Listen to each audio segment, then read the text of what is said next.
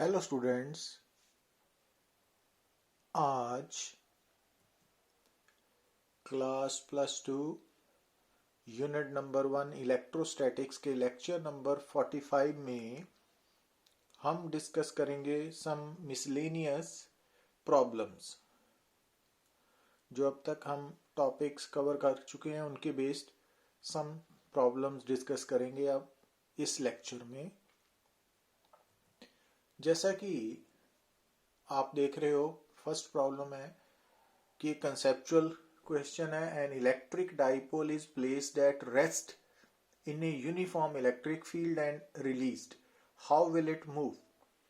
तो अब यहाँ पे आपने आंसर कैसे करना है कि in uniform electric field net force 0 है। तो नेट फोर्स 0 होने के कारण जो centre of mass of dipole है that would remain at rest because initially dipole is at rest. So no translational motion will be shown by the dipole in uniform electric field. But depending upon its orientation, value of theta, it may experience torque because torque is equal to PE sin theta. And if the orientation of dipole is parallel to the electric field, then theta will be 0, sin 0 is equal to 0, so no torque will be experienced. Similarly, if dipole is anti-parallel to electric field, then theta is equal to 180 degree, sin 180 degree is equal to 0, again torque will be 0. So dipole at rest in uniform electric field will not experience any net force, but it may experience torque depending upon its orientation. So it will not possess any translational motion, but it may execute rotational motion. So it is the answer. In problem number 2, a charged particle is free to move in an electric field. Will it always move along an electric line of force? The answer would be, if the charge is initially at rest in a uniform electric field, then it will move along the electric line of force.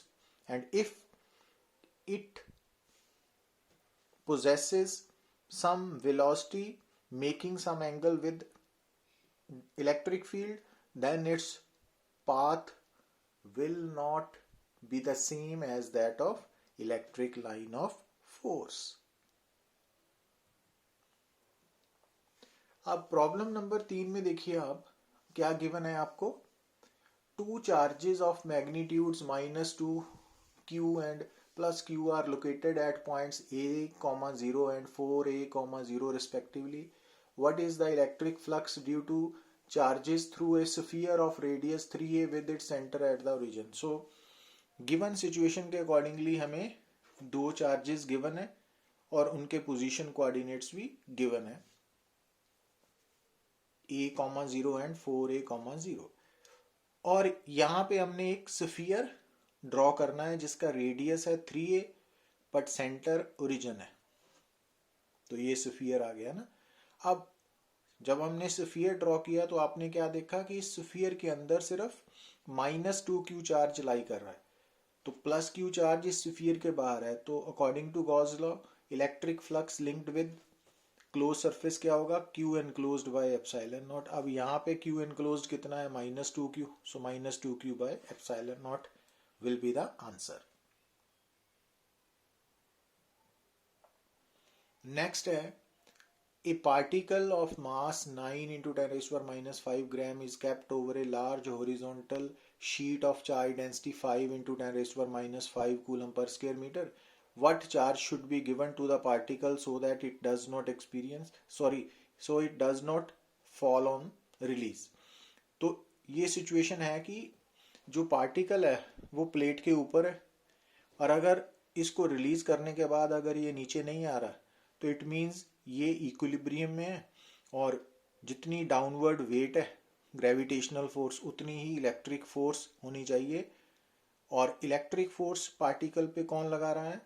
Electric field of plane sheet of charge. अब plane sheet of charge की charge density given है आपको, surface charge density, तो electric field sigma by 2 epsilon naught से निकाल सकते हैं। और जी की वैल्यू हम ले लेते हैं 10 मीटर पर स्क्वायर सेकेंड। अब क्योंकि इक्विलिब्रियम में ये चार्ज पार्टिकल, तो it means Q E is equal to M G, और वहां से आप क्यू निकाल सकते हो after substituting given quantities.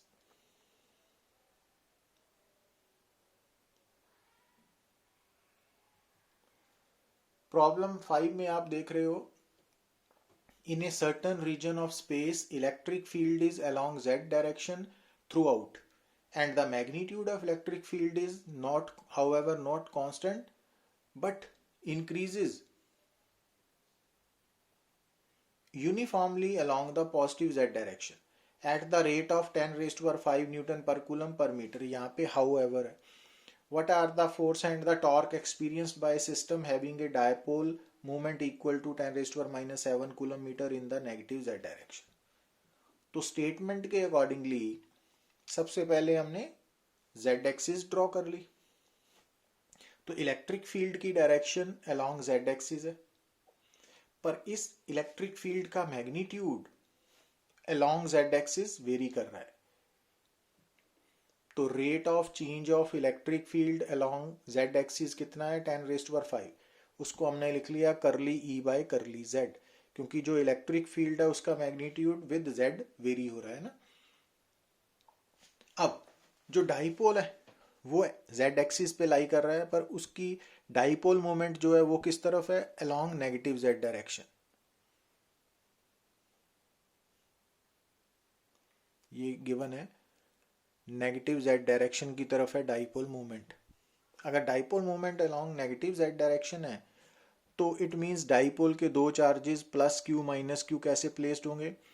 Minus Q is और प्लस क्यू इधर होगा ना, क्योंकि डाइपोल मोमेंट नेगेटिव z की तरफ होनी चाहिए। अब जहां पे plus Q charge of dipole placed है वहां पे इलेक्ट्रिक फील्ड का मैग्नीट्यूड ई है, और जब हम माइनस क्यू की पोजीशन पे पहुंचेंगे तो इलेक्ट्रिक फील्ड का मैग्नीट्यूड इंक्रीज हो चुका है। कितना इंक्रीज हुआ? ई प्लस, जितना प्लस क्यू वाली जगह पे है, प्लस करली बाय करली जेड इंटू एल, क्योंकि जब आप प्लस क्यू से माइनस क्यू आओगे तो आप कितना डिस्टेंस कवर करोगे? एल, लेंथ ऑफ डाइपोल के इक्वल। अब जो ई इलेक्ट्रिक फील्ड है वो पॉजिटिव चार्ज पे फोर्स लगाएगा F1, और जो E प्लस करली ई बाय करली जेड इंटू एल है वो नेगेटिव चार्ज पे फोर्स लगाएगा F2। अब जो ये वाली फोर्स है F2 उसका मैग्नीट्यूड F1 से ज्यादा है, तो नेट फोर्स कितनी होगी? F2 minus F1। F2 का मैग्नीट्यूड माइनस F1। जब दो वेक्टर्स को आप ऐड करते हो तो लार्जर मैग्नीट्यूड से स्मॉलर मैग्नीट्यूड सब्ट्रैक्ट होगा, और रिजल्टेंट वेक्टर की डायरेक्शन किस तरफ होगी? जिस तरफ लार्जर मैग्नीट्यूड वेक्टर है ना। अब F2 लार्जर मैग्नीट्यूड वेक्टर है तो इट मींस जो नेट फोर्स है वो along negative z direction act करेगी। और F2 F1 की वैल्यू यहां से आप सब्स्टिट्यूट करोगे, उनको सॉल्व किया। अब QL P की बराबर है ना डाइपोल। अब P की वैल्यू भी गिवन है आपको डाइपोल मोमेंट, और करली बाय करली Z भी गिवन है, तो ये फोर्स आ गई नेट फोर्स। अब टॉर्क, अब क्योंकि जो डाइपोल मोमेंट है वो इलेक्ट्रिक फील्ड के साथ एंगल बना रही है 180 डिग्री, ऑपोजिट है ना दोनों, तो टॉर्क PE साइन थीटा, तो साइन 180 जीरो है, तो टॉर्क जीरो होगी।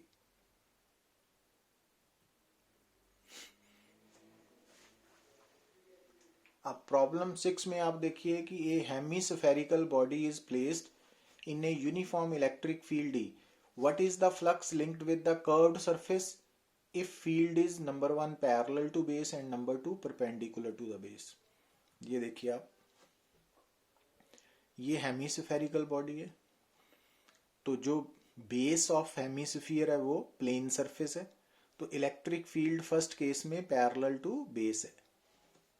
अब ये जो हेमिस्फेरिकल बॉडी है इसके दो सरफेसेस हैं, एक कर्व्ड सी और एक प्लेन सरफेस, और ओ प्लेन सरफेस का सेंटर है और आर रेडियस ऑफ हेमिस्फीयर है। अब अगर आप ध्यान से देखो गिवन सिचुएशन को, नो डाउट ये hemisphere closed surface electric field में लाई कर रहा है, बट यहाँ पे यूनिफॉर्म इलेक्ट्रिक फील्ड है और जितनी लाइंस इस क्लोज सरफेस के अंदर एंटर कर रही हैं उतनी ही बाहर निकल रही हैं। It means net lines zero है तो फ्लक्स जीरो है, total flux linked with hemisphere zero है। अब हमारा ये हेमिस्फीयर क्लोज सरफेस दो सरफेसेस से बना है, कर्व्ड एंड प्लेन, तो इट मींस कर्व्ड सरफेस के कारण जो फ्लक्स है प्लस प्लेन सरफेस के कारण जो फ्लक्स है वो जीरो है ना, तो इट मींस कर्व्ड सरफेस का flux negative of plane surface है। अब प्लेन सरफेस का फ्लक्स आप कैसे निकाल सकते हो कि प्लेन सरफेस का एरिया वेक्टर और इलेक्ट्रिक फील्ड एक दूसरे के परपेंडिकुलर हैं, तो प्लेन सरफेस का फ्लक्स जीरो हो गया, डॉट प्रोडक्ट परपेंडिकुलर वेक्टर्स का जीरो होता है। तो इट मींस ये इक्वेशन नंबर 1 है, ये वाली, दिस इज इक्वेशन नंबर 1। तो इक्वेशन नंबर 1 क्या होगी, अगर फाई पी जीरो है यहां से आ गया तो फाई सी भी जीरो ही है। पर बी पार्ट में क्या है कि जो इलेक्ट्रिक फील्ड है यूनिफॉर्म इलेक्ट्रिक फील्ड वो बेस ऑफ हेमिस्फीयर के परपेंडिकुलर है ना, तो ये कर्व्ड सरफेस है, ये प्लेन सरफेस है, ओ सेंटर ऑफ प्लेन सरफेस है, आर रेडियस है। अब अगेन यूनिफॉर्म इलेक्ट्रिक फील्ड में पूरे हेमिस्फीयर के साथ फ्लक्स जीरो क्यों है, क्योंकि टोटल फ्लक्स जीरो इस कारण है क्योंकि जितनी लाइंस एंटर कर रही हैं उतनी बाहर जा रही है ना। अब ये टोटल फ्लक्स में एक तो कर्व्ड सरफेस की कंट्रीब्यूशन है, दूसरी प्लेन की, तो दोनों का सम जीरो है। अब फाई सी माइनस फाई पी के बराबर है। अब फाई पी की वैल्यू यहाँ देखिए, तो ये जो प्लेन सरफेस है उसका एरिया वेक्टर नीचे की ओर है, आउटवर्ड। अब उसका एरिया का मैग्नीट्यूड पाई आर स्क्वायर है, क्योंकि हेमिस्फीयर का जो प्लेन सरफेस है वो सर्कुलर शेप में है, तो उसका एरिया का मैग्नीट्यूड पाई आर स्क्वायर होगा।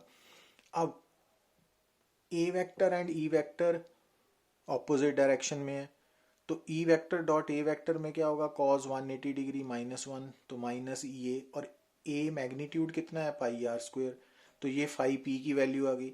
अब अगर आप इस फाई पी की वैल्यू को इक्वेशन नंबर 1 में सब्स्टिट्यूट करोगे तो फाई सी क्या आ जाएगा, प्लस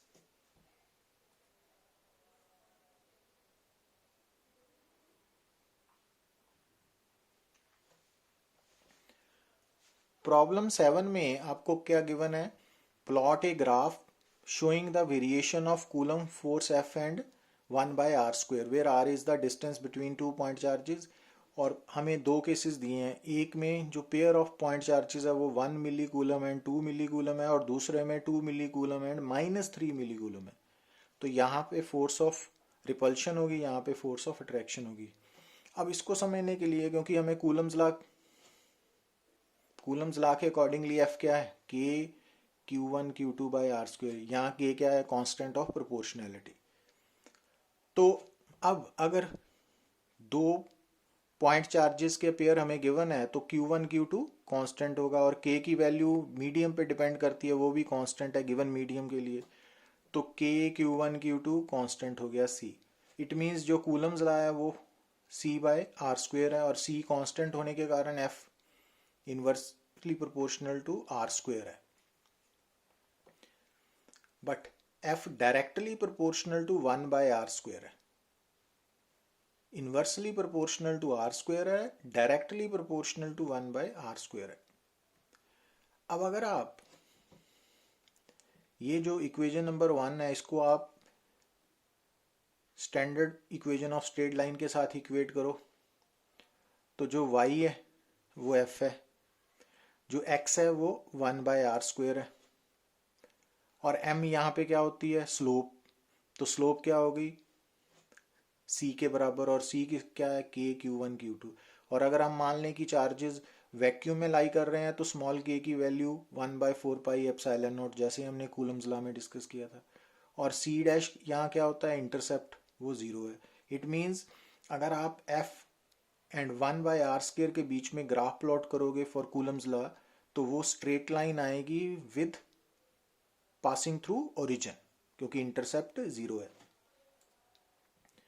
तो अब जो पहला पेयर हमें दिया है Q1 Q2, तो क्योंकि Q1 Q2 दोनों पॉजिटिव हैं, तो m की वैल्यू, ये फार्मूला अप्लाई किया ना, ये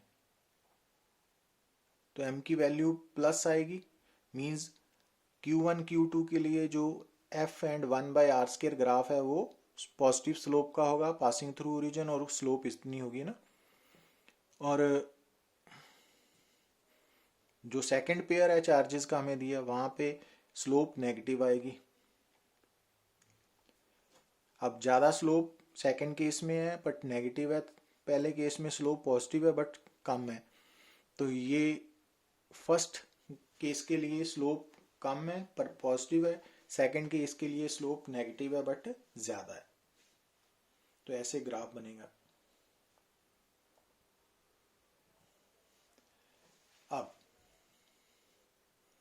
प्रॉब्लम 8 में हमें क्या गिवन है, two small identical electric dipoles A B and C D, each of dipole moment P are kept at an angle of 120 degree as shown in figure.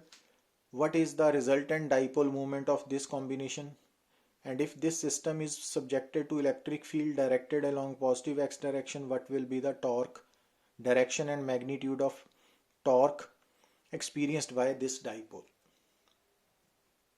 अब जो सिचुएशन गिवन है डायग्राम के accordingly, तो first dipole minus Q और plus Q है, तो उसकी dipole moment ऊपर की तरफ है P1 वेक्टर, और P1 वेक्टर डाइपोल मोमेंट का जो मैग्नीट्यूड है वो P है। जो दूसरा डाइपोल है D एंड C से बना हुआ, तो उसकी डाइपोल मोमेंट P2 है बट उसका मैग्नीट्यूड भी P ही है। और P1 एंड P2 दोनों डाइपोल्स ये आपस में डाइपोल मोमेंट्स एंगल बना रही हैं 120 डिग्री, गिवन है आपको स्टेटमेंट में। तो रिजल्टेंट डाइपोल मोमेंट कितनी हो जाएगी, वेक्टर सम √a² + b² वाला फार्मूला लगाया तो P आ गई। अब क्योंकि ये दोनों dipoles P1 vector and P2 vector दोनों का मैग्नीट्यूड सेम है, तो इनका जो रिजल्टेंट होगा वो अलोंग द बाइसेक्टर होगा। तो हमने यहाँ पे P1 P2 से पैरेललोग्राम कंप्लीट करके अलोंग द बाइसेक्टर बना लिया। तो इट मीन्स ये जो PR वेक्टर है ना रिजल्टेंट, ये एक्स एक्सिस के साथ कितना एंगल बनाएगा, 30 डिग्री। अब electric field along x axis है, इट मीन्स जो रिजल्टेंट डाइपोल मोमेंट है वो इलेक्ट्रिक फील्ड के साथ 30 डिग्री एंगल बना रही है।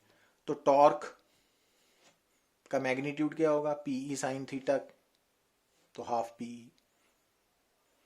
अब अगर आप यहाँ पे अप्लाई करते हो राइट हैंड थंब रूल, क्योंकि वेक्टर फॉर्म ऑफ टॉर्क क्या है, P क्रॉस E, तो P यहाँ पे P मीन्स PR वेक्टर और E। तो अगर यहाँ पे आप right hand thumb rule apply करते हो, तो अगर आप फर्स्ट वेक्टर PR की तरफ राइट हैंड की फिंगर्स को प्लेस करके उनको कर्ल करते हो E वेक्टर की तरफ, तो आपका जो थंब है वो अलोंग नेगेटिव z एक्सिस होगा, क्योंकि ये पॉजिटिव z एक्सिस है और ये, तो आपका थंब अंदर की तरफ जाएगा। तो इट मीन्स जो टॉर्क है उसकी direction along negative z axis है। Thank you.